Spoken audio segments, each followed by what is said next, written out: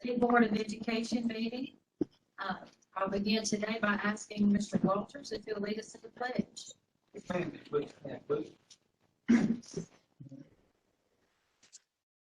Pledge allegiance to the flag of the United States of America, to the republic for which it stands, one nation, under God, indivisible, with liberty and justice.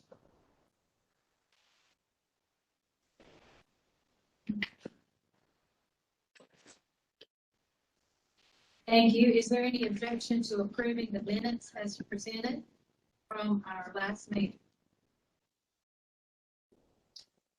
Hearing none, those minutes are approved by unanimous consent. Is there any objection to approving the agenda as presented for today? Hearing none, the agenda is approved by unanimous consent. Do we have any visitors? I don't see any sign that she's here.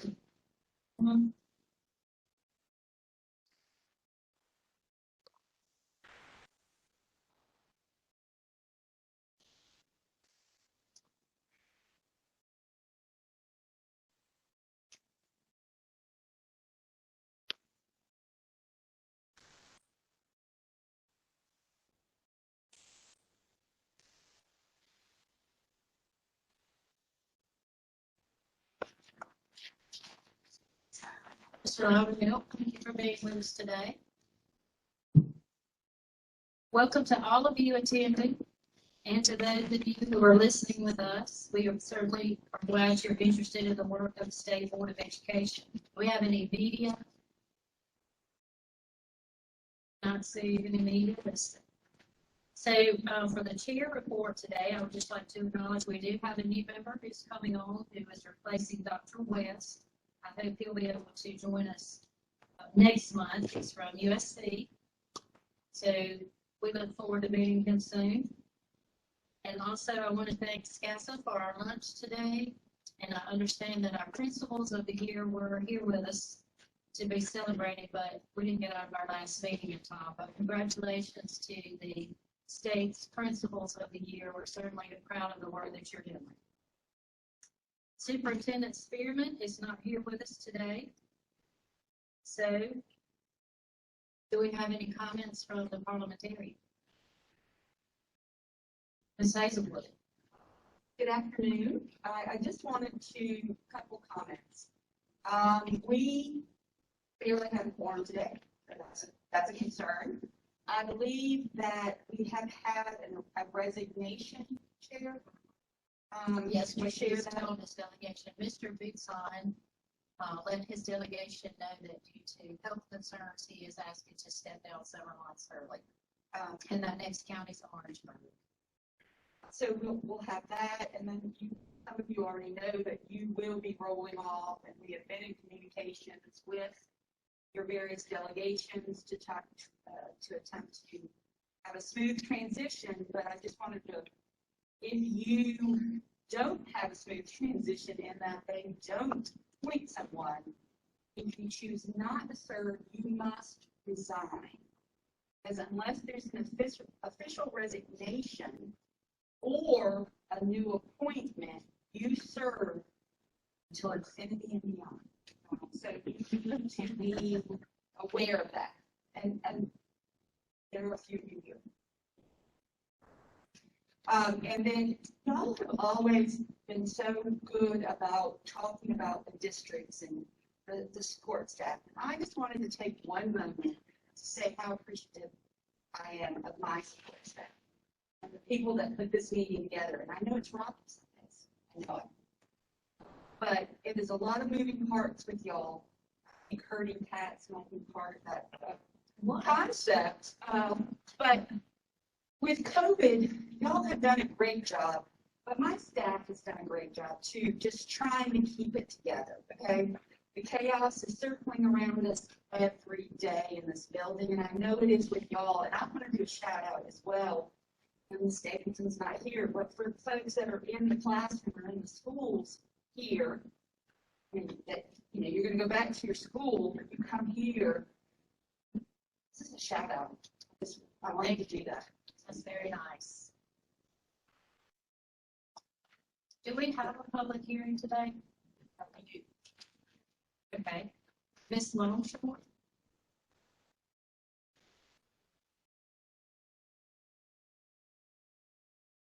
Good afternoon, Madam Chair and members of the board. Thank you so much for this opportunity.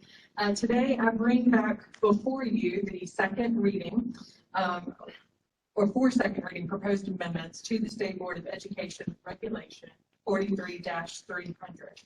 The first reading of this proposed amendment occurred at the August State Board meeting.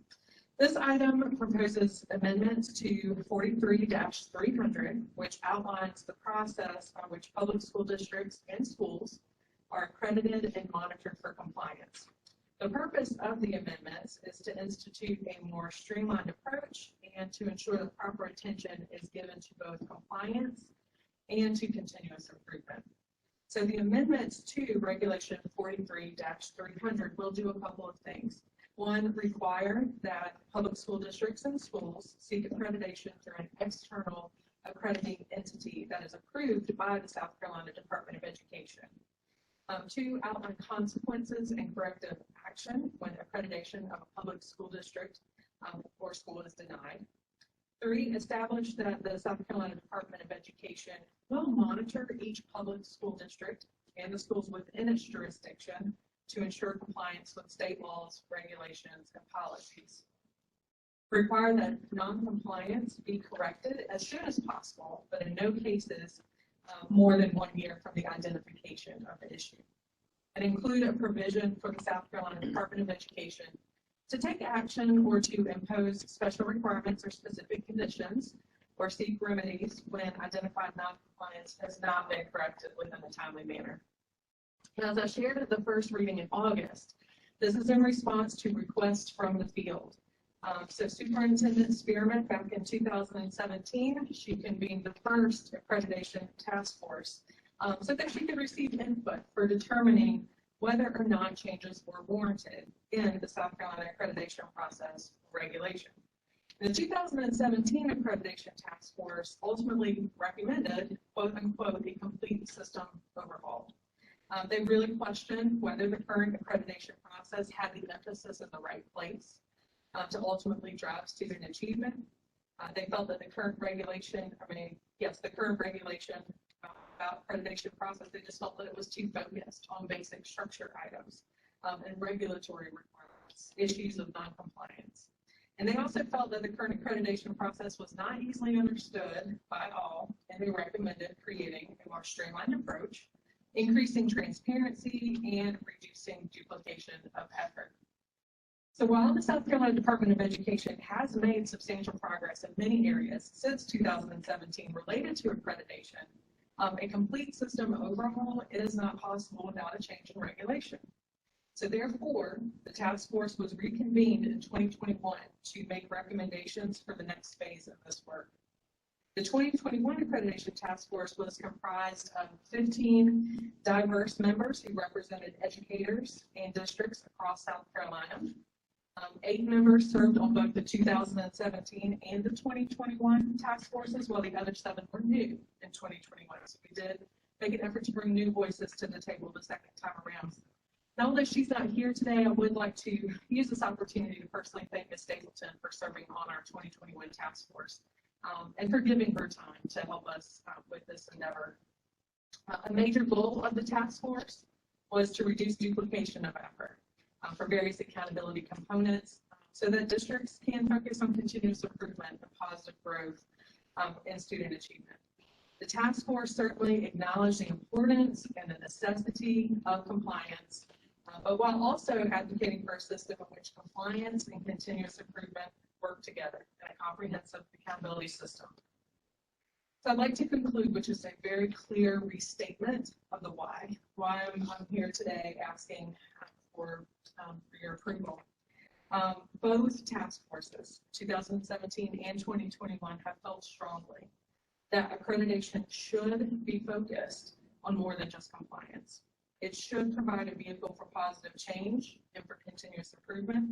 It should be easily understood by all and promote high standards. Accreditation should measure adherence to professional norms and standards such as parent communication and engagement, improvement plans, leadership effectiveness, curriculum and instruction quality, culture and climate, use of technology, and professional development. Accreditation should involve data analysis. It should involve on-site visits, discussions of future goals, interviews with internal and external stakeholders. Because you see, schools and districts that are focused only on gaps in compliance, we know that they're not going to be successful in radically improving student learning. So therefore, I stand before you today with the 2021 Accreditation Task Force recommendations for amending Regulation 43-300. I thank you so much for your time and your willingness to consider these improvements to the current regulation. And of course, I'd be happy to answer any questions if there are any at this time. Thank you. Do we have any questions? Chairman, I would have one. Okay, Mr. Kabrowski. Thank you. I read in the part that says what would be different, it says the accreditation standards will be determined by the external accreditation entity that will include holistic measures. What are specifically holistic measures to be included, and how will that give confidence that they're objective? That's a really great question. Thank you, Madam Chairman. Yes. So the accreditation standards that are used by external accrediting entities, they measure adherence to professional standards. So they're looking at leadership, they're looking at finance, they're looking at culture and climate, they're looking at student achievement. It's more than just checklists of compliance issues. Regulatory, yes, no, present, not present. They're based on research and best practice. And so these external accrediting entities, this accreditation is their bread and butter. This is what they do really well, and they have been, recognized as true authorities and what continuous improvement can look like for schools and districts. But again, and thank you for your monumental work and agreement into the effort. But again, what were the holistic measures? I think the reason I was not able to give you a specific example is because it would depend upon the external accrediting entity. Cognium might be something different than the Middle States Association. I mean, they're going to be based on the same underlying principles. I don't have them memorized, but they may vary from entity to entity slightly.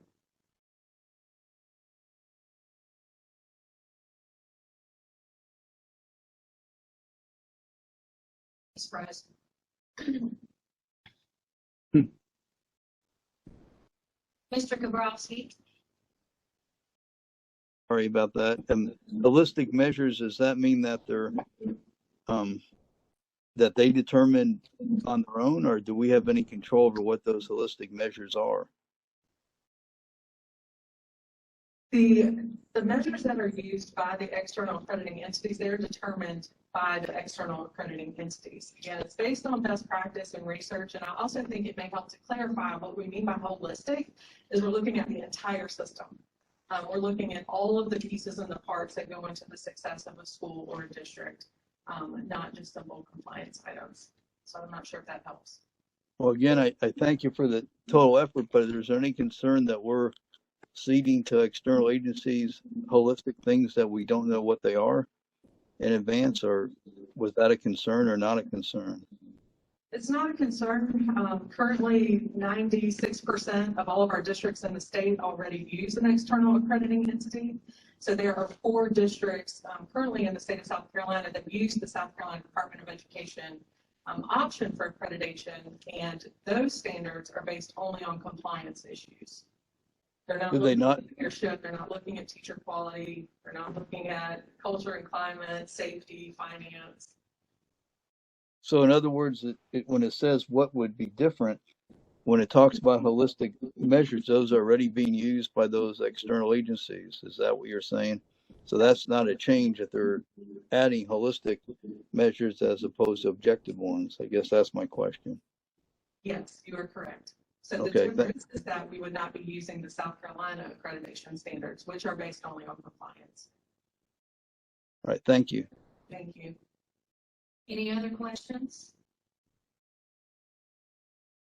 Do we have a motion to approve the item as presented?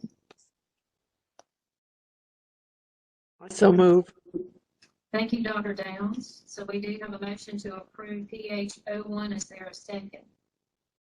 Second. So Ms. Chapman, thank you, Ms. Chapman. Any discussion? I will hear any, so all in favor of that motion signify by saying aye. Aye. Aye. Any opposed? Thank you, that motion passes. Thank you, Ms. Longshore. And thank you, Ms. Stapleton, for helping with the committee work. The Policy and Legislative Committee did not meet this morning. Ms. Pearson, I understand your Educator Professions Committee did meet. Do you have an update for us? Yes, ma'am. Thank you. The Education Professional Committee met this morning. We had no action items to hear, but we did have 4 informational items. The first one was voluntary termination of educator preparation program at Benedict College. Dr. Marsh presented. The second was Professional Review Committee, PRC, Educator Preparation Provider and Program Update, presented by Dr. Barton. The third, Assisting Developing and Evaluating Professional Teaching, ADEPT, results for 2021, District ADEPT plans. Ms. Mansinger, and she will do an abbreviated presentation to the board today. I was going to let Mr. Brandon say her name. He practiced last year. And the last item was emergency education evaluation flexibility for 2021, which is also Dr. Mann. All right, and the committee had no items on the consent. Thank you, Ms. Pearson. He's practicing over here. He wants to say it. Go ahead. Mr. Brandon? Yes. So very close, bonfire, Yeah. y'all are right there, right there with it. But I appreciate the chance to address the board chair and committee chair.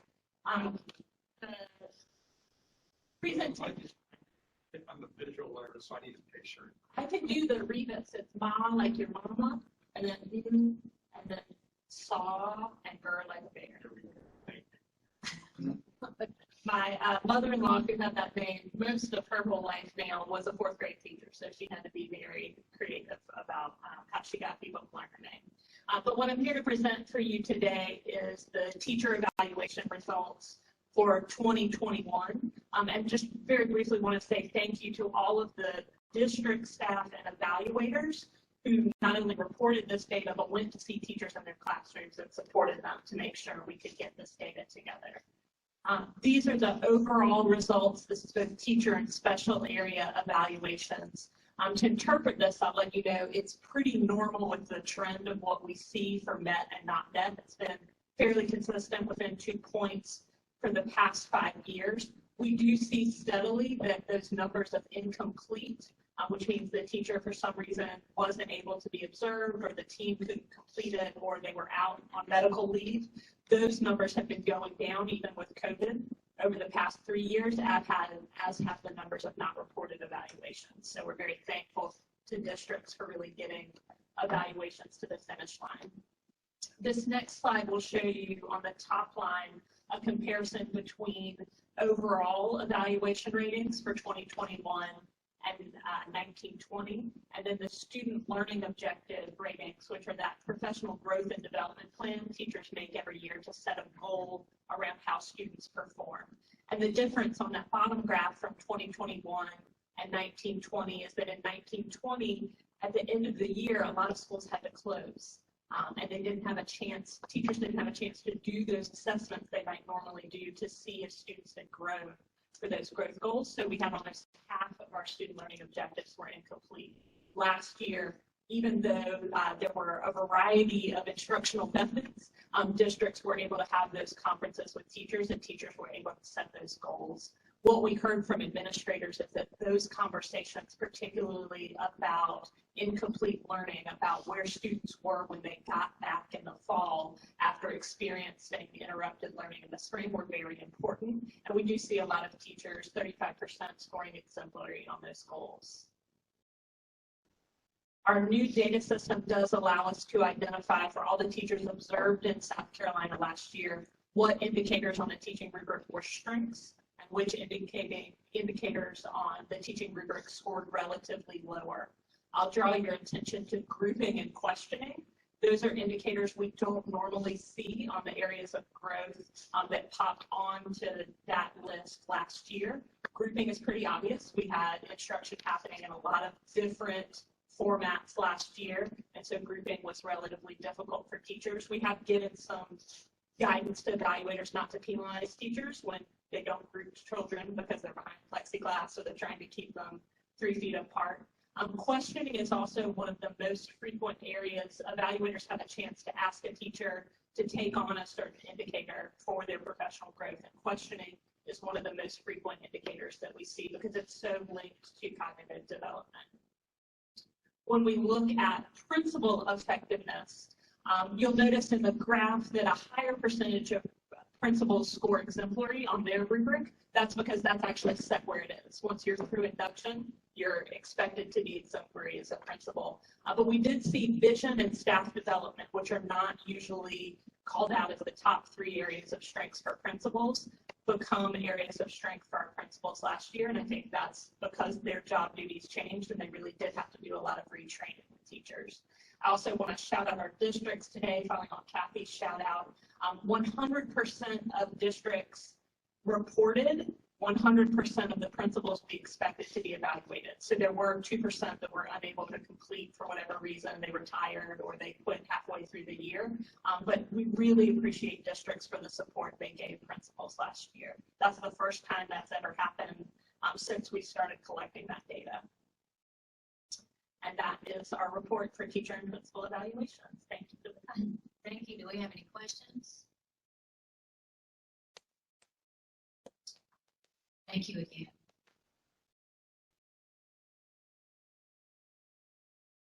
Standards Learning and Accountability was not able to meet today, and I would recognize Chair-elect Walters if you'll tell us about the Educator Licensure Committee. Thank you, Madam Chair. The committee did meet this morning. We've heard 8 cases. Outcome of those cases, one was an application for initial certification that was approved. 4 cases that were breach of contract that resulted in 1-year suspensions for each of those. 2 professional conduct that resulted in 2-year suspensions and 1 for a 1-year suspension. It's a total of our 8 cases, and these were ratified in the full board license case hearing. Thank you. Any questions about that? The full board met following that committee. We approved 2 initial certificates and permanently revoked 2 certificates. Again, ratified the work of the committee. So since that's been ratified, Ms. Hazelwood, we don't have a consent agenda. Okay? Now, Hold on, if I could just back up Yes. 1 second. I noticed that there was a voluntary termination of the education program. They can assume discuss it. Did they give any context as to why that transpired? They did, and make sure I remember correctly. When I reviewed the letter, it seemed like they were saying they had declining enrollment and they just did not have the students to support continuing off of the education program. There's no longer any education program for the college, right? All right, they were working, they are not accepting any more students enter. The ones that are there are going to work their way out from my understanding, but they are not accepted anymore. I have a letter. Sorry to hear that. Dr. Mathis, you ready to talk to us about the state summative assessment results and literacy? So it's good to see all of you. Your last board meeting, I mentioned that we would dive into some of the student data at this meeting, and so that's what's going to make up the literacy update. The agency has been working very hard over the past few months to review the test scores and provide as much direction and support that we can to districts as we move through the the next cycle as we move out of the pandemic. I caution you, if you look at these scores, just to remember the year that we had last year. There were kids that were virtual, there were kids that were hybrid, and there were students that were face-to-face. And I think as we entered the year last year, Mr. Walters, you may remember from the committee spring before, we thought hybrid may be a great solution to our needs, but I think at the end, that was one of our biggest challenges because students were in school a couple of days a week, they were home 3 days a week or whatever, while the teacher had another group of students. So that became very difficult for teachers. I have quit using the word, as the federal government and all the ESSER plans talks about the learning loss. I've quit using the word learning loss. We didn't lose. We haven't lost it. We weren't able to finish the learning. We lost time, but we haven't finished the learning. The ability to get students up to speed. It's not that they can't, it's they haven't had the time. And now that time is really important to us. Over the past few months, I spent a lot of time talking to teachers, and there's a lot of frustration on their part because they realize students that unfinished learning is a big factor. While they're not where they want them to be, and realize they're on a fast track to a test at the end of this year. So our work in the agency is how do we help teachers with that? How do we make this a doable situation for them so that they are prepared for the next assessment that they will be responsible for? And that has been the challenge. But we are looking at a couple of priorities in the agency, and that is to align formative, interim, and summative assessments that are seamless. And also to make sure that the resource gaps are filled with the most robust resources. As you look at these scores and you look at the result here, I think one of our greatest works that can be done, and it's not that hard, is to teach to the depth of a standard. And that's something that we often miss. So that's going to be our priorities moving forward is we help teachers prioritize where they are, help them repace some of their work so that students can catch up, they can all be accelerated, but be prepared for the end of the year. I am going to turn it over to the psychometrician, Brandon Loudermill, who will walk you through these results. They get nervous when I talk about data because they say I talk about voodoo data, but they can tell you what the data really means. He's going to show you a couple of slides that have items that have been released. One of them may be hard to read, so I'm going to pass those out when he gets to that point so you can read those. So, Brandon.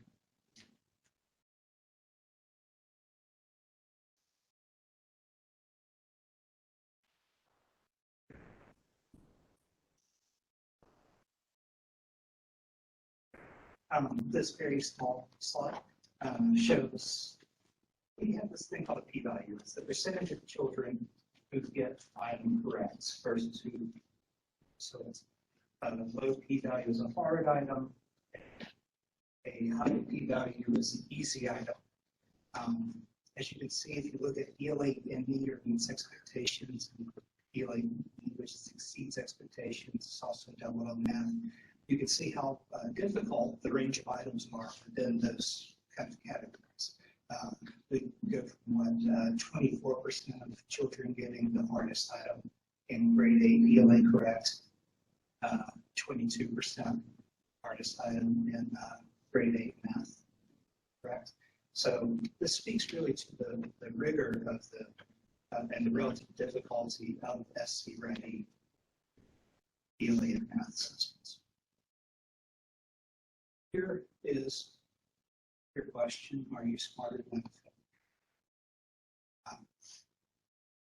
we give? If you want to take the test, or if you just want to have an example, we give a read passage, and then we ask a few questions from that read passage. Expert item writers who are also teachers give an estimate of difficulty, what they expect, and the depth of knowledge. This is an example of grade 7. It's not secure. You can take it wherever you can see it. You can leave it on the table. So here's what I came to do, right? Show you the data. So all students, ML is multilingual learners. IEP is students with IEP listed disability. Keep in mind that students in grades 3 and grade 4 have never had an experience taking an end-of-year summit assessment. But each bar is adjacent. So the first bar is 2019, the next bar is 2021. And at all things, we kind of expect that it goes from approaches expectations, then meets expectations, exceeds expectations. And what we expect to happen is a stair step, right? We expect the 21 performance to be a little bit lower than the before COVID performance. We expect that each step higher up in the difficulty of the assessment will be more difficult. So we should see that stair step. Interesting places are where we don't see the stair step. So if you look at grade 5, multilingual learners in 2021 outperforms their 2019 counterparts. I found that to be really interesting and worth for the examining further. This is the middle school ELA test. Again, we see this issue with multilingual learners kind of pop up in grade set, every grade in middle school, but otherwise we see a nice step down, stair step. So, here's our example math item. If you want to take the math test, you can always do that. And this one, it's harder than it looks. So we expect that same stair step down. When we see that more readily in math, and as you can imagine, English learners versus English language status shouldn't have as big an impact on mathematics in general. We see that, and we're generally happy about that. Grade 7, it does have an impact, but that's probably due to the standards that we're assessing in grade 7. This is SEPAS, science in grades 4 and 6. We see a nice stair step pattern. That's expected. Again, kids in grade 4 have never taken a science test. Some of the sciences. And of course, we see Algebra 1, Biology 1, U.S. History and Constitution. There is no English 1 or English 2 because in 2019 the accountability test was English 1. In 2021 the accountability test was English 2. So nobody wants to compare apples and oranges. But Algebra 1, or as I misspelled it, Algebra 1, something strange has happened there, right? I mean, 2021, there's a lot of kids in approaches expectations relative to the kids in 2019. And my instinct is to say that those are kids that were taken from the top and moved down towards the bottom. Those are kids who may have been in meets expectations 1 year, and now they're in approaches expectations next assessment. This KRA is what our kindergarten students are seeing. Again, nice stair step pattern, which is what we expect.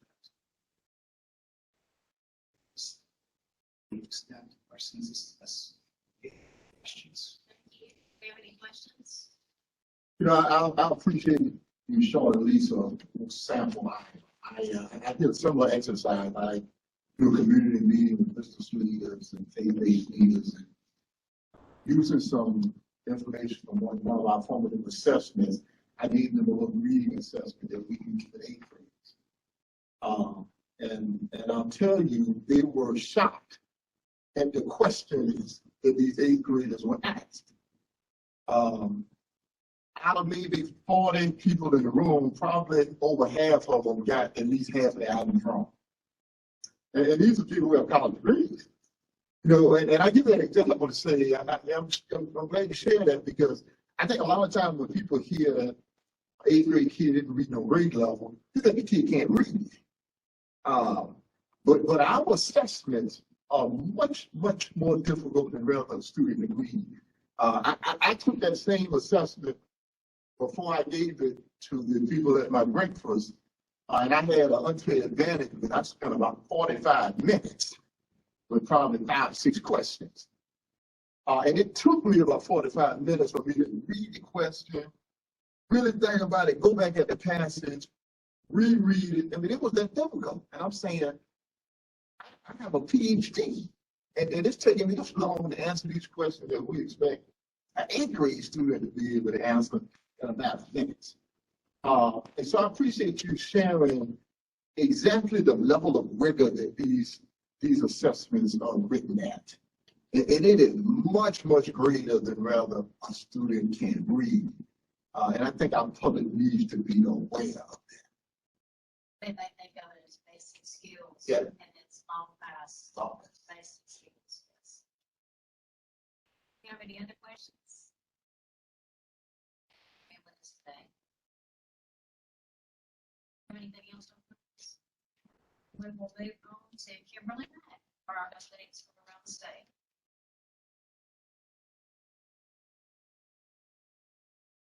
Good afternoon, everyone. Thank you for being here. So much for having me. I'm going to share what's going on in Allendale, Florence School District 4, and Williamsburg County School Districts. Allendale County School District hosted 2 on-campus vaccine clinics for students, staff, and the community on September 7th and September 10th. The district held open house for all their schools on September 16th. And they hosted a virtual community meeting on September 27th that had over 300 participants. In Florence School District 4, DreamBox professional development was provided to Brockington Elementary staff, and the Timmonsville High School held beta club initiation as well as student government association and homecoming elections. In Williamsburg County School District, the high school students recovered 168 credits that were previously lost to disengagement.